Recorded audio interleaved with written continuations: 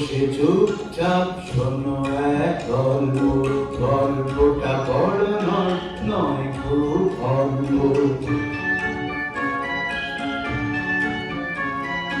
কোনো এক রাজ্যে ছিল এক,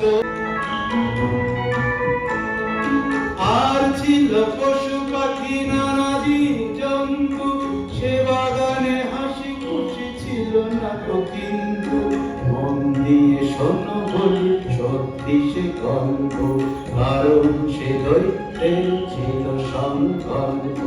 দিত না সে বাগানে ছোটদের ঢুকতে, লুকোচুরি খেলতে কি কাছে কাছে উঠতে।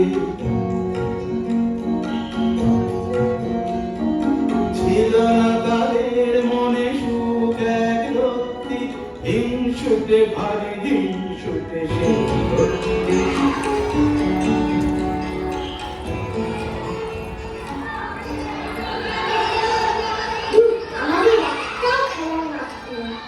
রোজ রোজ রাস্তায় খেলতে ভালো লাগে না। একটা জায়গায় যাবি? কোথায়? একটা খুব সুন্দর বাগান আছে, চল সেখানে যাই। ঠিক আছে, তাই চল।